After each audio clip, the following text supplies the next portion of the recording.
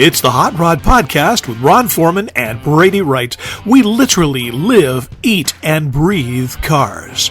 Thanks for joining us on the podcast today. Make sure that you hit the subscribe and the like button, mash the notifications on so that you'll know every time we put a new show together and bring it to you here on YouTube. Time to get going. Let's see what's happening this week. So it's Brady Wright and my co-host Ron Foreman, and as you will notice, as soon as we get into this episode of the Hot Rod Podcast, Ron is here now, but that's because we cut these openings after they do the actual show. You've been kind of feeling under the weather a little bit, and it took you a little while to get with the show because you were at the doctor's office. I hope you're okay. Yeah, in traffic, there was an accident. There's all kinds of variables. Yeah. Got to pick up the prescription and everything, and just hit it all at once. But yeah, I got to touch a vertigo somehow, some reason. Yeah. Man, well, we can't. Sorry about that. You got to knock that. No worries. You know, it ended up being a really good conversation. This was part 2 of Dave and Charlie Maxwell, and some great stories tonight. If you liked part 1, you're really going to like part 2. And let's not take any more time with us. Let's listen to what they got to say.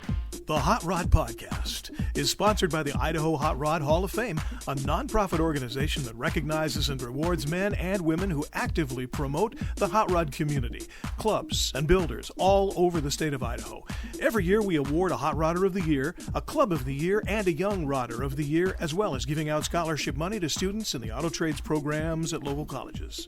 If you want to know more, or if you want to nominate an honoree, go to idahof.org or email us at idahof@gmail.com. That's Idahof, IDAHHOF.org, or again, idahof@gmail.com.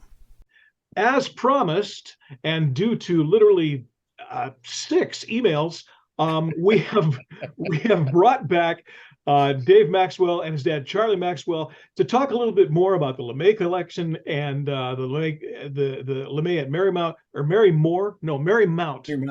I get them confused because Marymount is that great park over at Kirkland on the east side of Seattle, and it's a real nice place too. But there's no cars over there, so yeah. That's what happens when you grow up in a place. But welcome back, you guys. Thanks a lot for doing this a second time. We may even do a third if this turns out. Sure. So last time we were talking about some things that got written up in David Dickinson's old car nut book about some stories about Harold and road trips and things like that.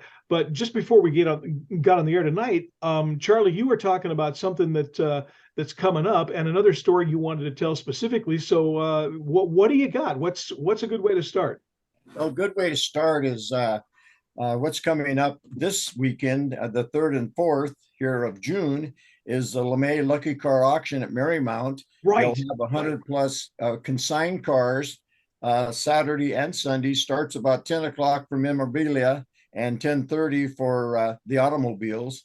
And then coming up in August at the annual show at Marymount, there's going to be a 1937 Mercedes-Benz Roadster that is going to be sold, and it was featured in the Raiders of the Lost Ark. And so cool. That's going to be a neat addition to the auction in that is in just August. Cool. Now, and obviously, being that this is a podcast, people could be watching this anytime. So this is actually this month and next in 2023. If you're watching it later, those are all gone. Maybe we'll. Hey, you missed it, but you probably hope they got a good deal. Well, yeah, maybe we'll do a postscript with what the Mercedes went for. It'd be kind of fun just to know. Yeah, it would be. Yeah, but Harold, of course, is gone. Does Doug do auctions like this periodically, or is this just something to kind of thin the herd, or what?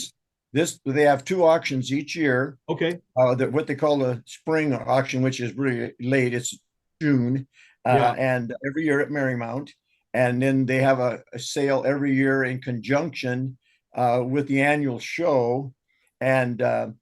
To not be confused, most of the cars are consigned cars, but occasionally there will be something that will be surplus out of the family collection. So there'll be cars there that were once in the collection. Yeah. Now, correct me if I'm wrong, but I mean, I've been to the LeMay collection, the one down by the Tacoma Dome, several times. And it's always fun. But what I've noticed down there, a couple of the proctors, the folks that are standing there, talking about the cars for you, they have told me that, Harold, I mean, the collection is huge. It's way bigger than what fits in that particular facility, which is huge. If you haven't been, it's an airplane hangar. I mean, it's just gigantic. But he has a lot of duplicates, and he does rotate cars in and out for all kinds of reasons, not the least of which is, needs to get a little worked on or something like that. But have you got an idea of just how many cars might be in that collection total? Well, down at the museum in Tacoma. Yeah. Well, when they created the museum, the family made a commitment to donate X number of cars, and then to the city of Tacoma, and to build a world-class museum there, and in exchange for that Tacoma Dome property to build that museum on. And so approximately 800 cars have been given to the museum to date that they have under their control. And a lot of the cars are in storage. You don't see them there. Sure. There's other cars there that are on loan from other museums. A good example is a lot of the Buicks that have been donated by a gentleman that has a large collection in Pennsylvania, and Nicola Bulgari. The Bulgari jewelry, the watches, and the jewelry and stuff. He loves American-made Buick cars, and I've been to his collection in Pennsylvania, in Allentown, and he has a nice collection of cars. They're set up in a wishbone fashion with a battery tender on every one of them, and his man that maintains that collection for him darn well better make sure that all of those cars are ready to run, because nothing he loves more than to just kind of slip into obscurity and get into one of his cars with his family and travel around the United States. Wouldn't that be perfect? And I'll tell you, I know that Dave knows Randy Mann, our friend, the Buick man, and he does the How Do You Hot Rod podcast. One of my friends here in the North Idaho, Spokane Valley area. Well, actually, it's almost a Cheney, I guess, but Randy would love to go to Allentown to see that thing. It would be like Mecca for him, because he is a Buick guy, from the get-go. And I don't know if I actually have shared this one. The first new car my dad ever bought was a 1950 Buick, the Dynaflow, 4-door. It was just a gorgeous car. And I remember, it's the year I was born, I remember sitting in that car in the back seat. And then he sold it in 56 and bought a new 56 Roadmaster. Yeah. And those were the first two cars I remember as a kid, and I learned how to drive in that Roadmaster. And man, I mean, those things, they hold a strong place in your heart when they're the first ones that you've seen. So that's true. Cool. Yeah. You wanted to impress your neighbors, you bought a Cadillac. You wanted a real good car, you bought a Buick. You bought a Buick. And I got to tell you this one. I used to produce a show in Western Washington called the Edmonds Classic, and there was a fellow over there who's a builder and a racer and everything. His name is Greg Gotts, and he's got a 50 Buick, the exact same car that my dad had new, right? And he brought it to the show one year, and I went over and I'm standing there drooling, and of course it's my show, so I said, this is great. Tell me the story, and he had it, and he said, yeah, it's a great car. You want to sit in it? And I said, oh, absolutely. I'd love to sit in it. So I opened the back door and got in the back seat. He says, you can sit. You can sit in the front. And I said, oh, you don't understand. This was where I sat. It's cooler to me to sit in the back seat. So you said that you had a story about a Buick that Yes. Well, one year, Harold bought a 50 Buick convertible, and he found it in a basement of a home back in Pennsylvania, and he brought it out with the caravan of all the stuff he buys every year, and we restored that. And it's a beautiful car. It's yellow, and it's a beautiful 50 Buick convertible. Nice. And you asked me, about the cars and cars being on loan. That's true. We've loaned cars to the museum in Canton, Ohio, and our dear friend Bob Lichty, who has since passed away, was a wonderful, wonderful car guy. We would take cars back there and back and forth. And one year we took the slipping here. Oh. The Stutz. One year we took a 31 Stutz DV32 dual overhead cam back there to display at his museum, and then afterwards it was going to be picked up by our friend in Pennsylvania, John Cale, to prepare it for the great race where we drove that car with teams of drivers from Pennsylvania all the way to California on that big race that they put on every year. And but the car we picked up was also a Buick, and we picked up, it's called the Abadal Buick, and it was once owned by an Arab sheik and was highly modified. And so we picked that car up to bring back home, and we dropped off that 31 Stutz there. So it was pretty interesting. Wow. Interesting trip. Stutz, Bearcats, Buick convertibles, and an Arab sheik. I don't know how you get any better than that. That's pretty cool. Yeah. So we're pausing periodically here just so everybody understands. Sure. My co-host Ron Foreman is in the process of attempting to log in, and he's in kind of a remote area, so he's having some difficulty with it. But as soon as he gets here, we'll just let him in and we'll continue where we were. So let's see, where were we at? You were talking about the 31 Stutz, yeah. And it wasn't a Stutz Bearcat because they are rare as hen's teeth. Right. But what it is a Stutz boat-tailed speedster. Okay. And, like what was interesting is that when we finished that race in San Rafael, California, it was the first time a Stutz had ever entered and finished that race. So what we did is Doug LeMay and I were talking, and we said, they want us to enter the great race. And I said to Doug, why don't we recognize a lot of our longtime volunteers and let's send them at different points in the route, and they can drive the car one day, navigate the car, and then we'll just send these different teams. And so we did that. Okay. And then the second to the last leg, we had a volunteer that was an older fellow that was not going to be able to drive or navigate, but so he went with me, and I drove the family rollback truck, Harold's rollback, down to Tonopah, Nevada, where that was one of the stops on the race. And then I drove that leg from there over the mountains into California in the final day. Then John Cale, our friend in Pennsylvania, and Doug drove the final leg on into San Rafael, California. And then I brought the Stutz home on that truck to get it back to Washington State. So it was a lot of fun. So now how long, what was the time period on that race? It was a couple of days? Oh, it takes several days. Yeah.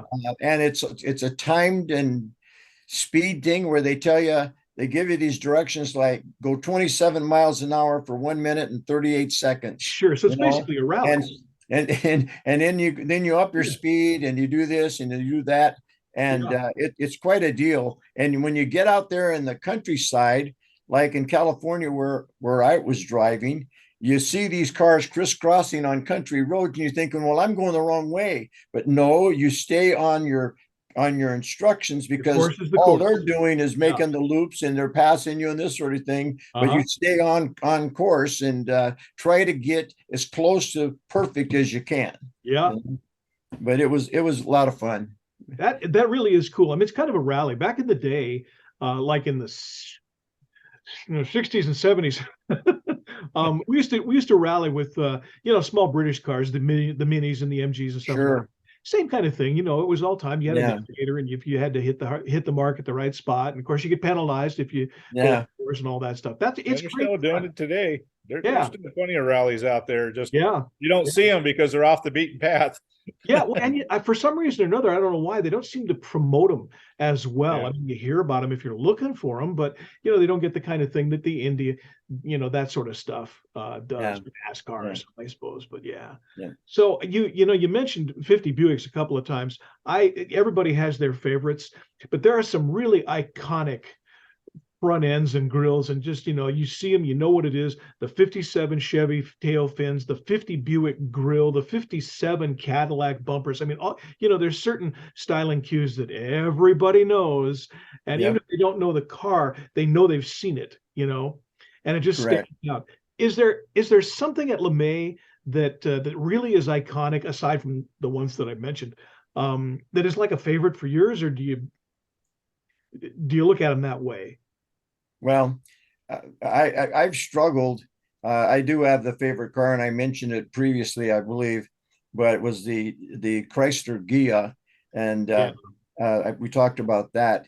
But you know, I'm a Ford Mercury guy, and there at the home upstairs we have the general store and the Santa's workshop and a little dealership that I made. I made those displays with the help of all other volunteers over a period of years. Yeah. But we have the Ford room, and there's some unbelievable cool cars in that Ford room, you know, so that's a soft spot in my heart is the Ford and the Mercury cars, you know, and then adjacent to that upstairs is a soda fountain that I created for Harold and Nancy. And in that soda fountain room, there's a 1939 Mercury convertible that belonged to a friend of mine that passed away in the early Ford V8 Club in Seattle, the Puget Sound Regional Group. And he pulled that car out of a junkyard in the back east, and then towed it to Seattle, where he did a home at restoration. It wasn't a show restoration,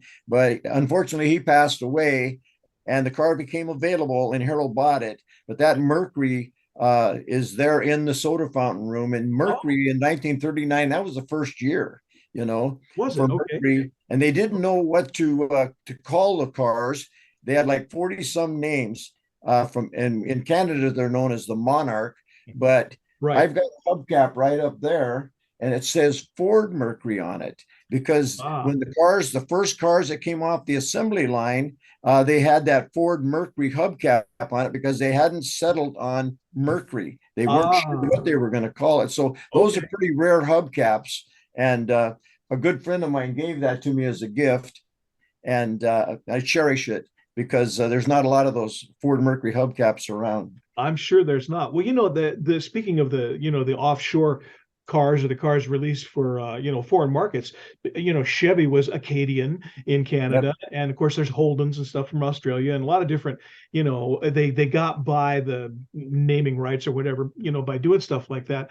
I remember trying to find parts for an Acadian friend of mine, and like, dude, you're gonna if you want it to say Acadian, you're gonna have to get someplace in Canada to get it, because there just aren't any down here. And he says, well, what is it? And I actually, not that I'm the expert, but I just happened to know that, and he didn't. And he bought the car and thought it was some, you know, rare thing. I said, well, it's a Canadian Chevy, but I mean, and it's a good car, but it's not, you know, special particularly, except you'll never find parts that say Acadian unless you go up there.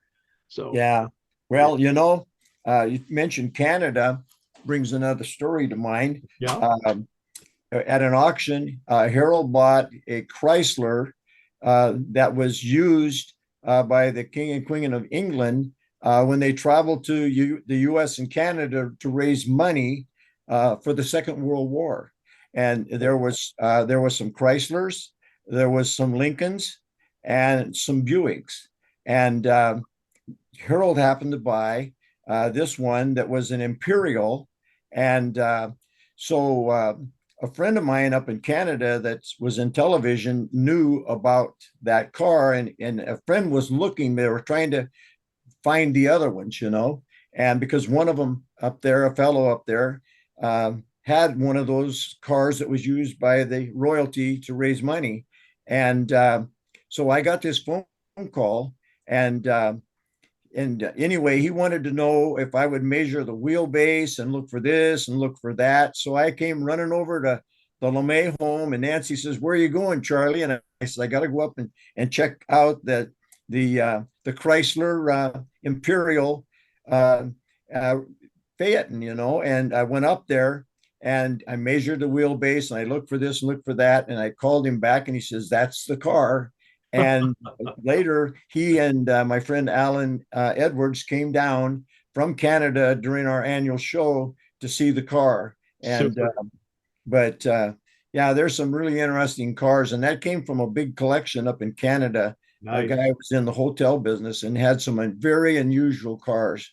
I'm sure. Well, I want to welcome Ron Foreman. Ron was at the doctor a little earlier. I hope you're feeling better, buddy.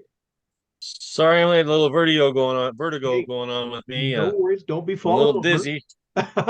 Well, don't be falling over. Multiplies sometimes. Yeah, I understand. Well, we've been Sorry, I'm late. talking about some of the fun stories about, some of the back stuff, behind the LeMay, and we got off talking about foreign editions of Chevys and Fords and everything else. Charlie, I wanted to ask. I mean, since we're in the middle of this, I know that Chevy and Mercury and I think Pontiac was released in Canada under a different name, and I can't. Do you happen to Parisienne? Parisian, that was it. Yeah, I know there were several of those that changed the name because of copyright, not copyright probably, but trade laws or something like that. Do you remember how many of those there were? And did Chrysler do that too? I don't know. I do know that there was Chryslers built up there, but I don't know those numbers. That's escaped me.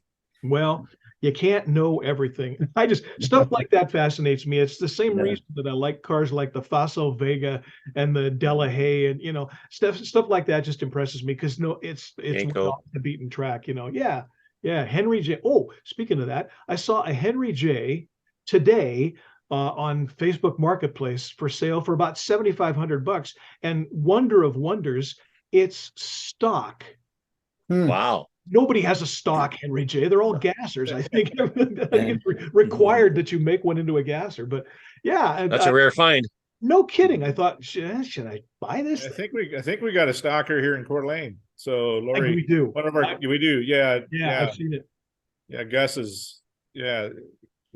Anyway, it's been around a blue one.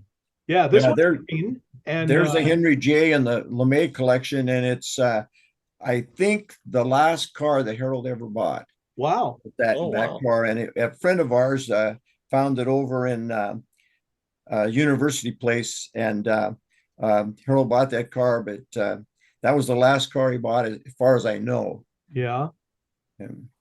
Something special just because of that. Yeah. Those were interesting cars. Ford, they did stuff like that. They made let's give a try. Let's see what a compact would do. And, the grill on those things was kind of unfortunate. It wasn't a really good design, I don't think, but it was standoutish, and they did the same thing with the Edsel. We're going to try something a little bit different. And, during the times, they didn't sell that many of them, but now, of course, they're iconic and everybody wants one. And there's Edsel clubs and Henry J clubs and all that. And, they're worth some money now, whereas at the time, I think they were fairly inexpensive, for the time. But the Edsel was an interesting project because it's a lot of dynamic tension within the family. Yeah. The car. And what was interesting is that when they had the 75th and the 100th anniversary of the Ford Motor Company, there was very little mention of the Edsel car in any of the publications and books they put out. However, they are special cars. I think they're beautiful cars. And those that have a nice Edsel, I think, are fortunate to own one. Well, yeah. My grandfather owned 3 of them. Yeah, the trim on them was gorgeous. My grandfather owned 3 of them. He had a station wagon, the 4-door sedan, and the 2-door hardtop. Well, I bet you that station wagon's worth a pretty penny now. Yeah. He fortunately sold them all off before he passed away. Yeah. That's what happens. Somebody's loving them someplace. Mm-hmm.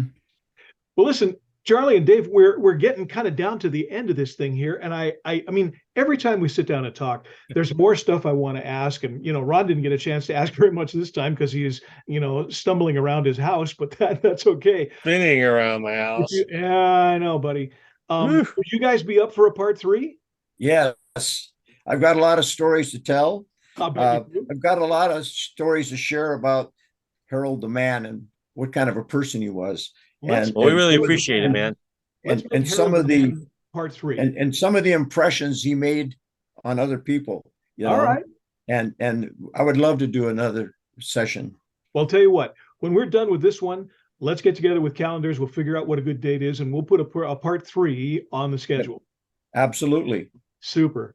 Well, on behalf of Ron and myself, Dave and Charlie, you guys, you're always a pleasure to have on. I really enjoy, hearing the stories. We could go on forever. What we need to do is get together and have this show at some place where we can have a few beers while we're doing it, and then it'll be a 2.5-hour show. I don't drink, but I don't hold that against those that do. That's okay. I'll give you iced tea or whatever else you'd like to have. Well, you know what? I'm the designated driver and glad to be that.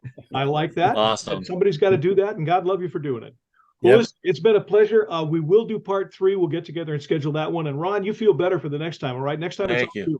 Yeah, definitely. Don't talk so much. Yeah. That's right. Okay. All right, buddies. Take care. You're into cars. You love a good time and you'd rather build it than buy it. You just might love the Rat Bastards. We're a family-oriented nonprofit organization. We welcome all 1969 and older. In the rough is enough, real steel and iron. We're about old school traditional hot rods and rat rods. We get together, have fun, help each other build, and cruise like crazy because that's the way car clubs are supposed to be. The Rat Bastards are a new class of old school, and our signature event is the Infestation Show every July. Check our Facebook page for location, time, and dates. We're charter sponsors of the Idaho Hot Rod Hall of Fame and the Hot Rod Podcast. Join us at cruise-ins all over Washington and Idaho. Joining the club is easy, by the way. Contact us through the club page for Washington or Idaho. Check us out on the Rat Bastards Car Club pages on Facebook. We'll see you on the road.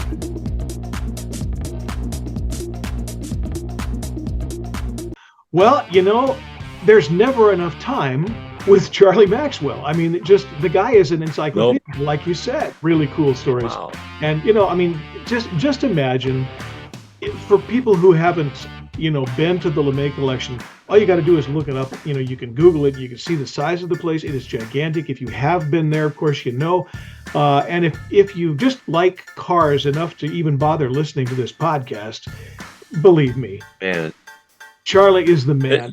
He's an if you don't learn something from that guy, I'll be amazed. He's got so much information, so talented. They've done so much to cars and rebuilding them and putting them back together. Oh my gosh. Yep. Well, and following this one, what he said off air as soon as we finished the show was for part 3, and we are going to do a part 3. He said talk a little bit about Harold the man and some backstory about Harold himself, which that's the kind of stuff that you don't get to hear very often. So we're really looking forward to it. I don't have to be cool. We're going to get with him and we'll schedule something. And Ron will be here for the entire show the next time we do that. So ready, willing, and hopefully able, as long as my health can helps out. Yeah. Well, you're going to be fine. Participates. He'll be fine. We'll make sure that it all works good. And next time, like I threatened, you're going to do the entire show. You got it. All right, I'll do my best. We'll see you on part 3. All right, man. Take care. That's it for this episode of the Hot Rod Podcast. Be sure to like and subscribe to our show, and we appreciate it if you smash those notification buttons too, so you'll know when a new one drops. For Ron Foreman, I'm Brady Wright. This has been the Hot Rod Podcast. We'll see you on the next one.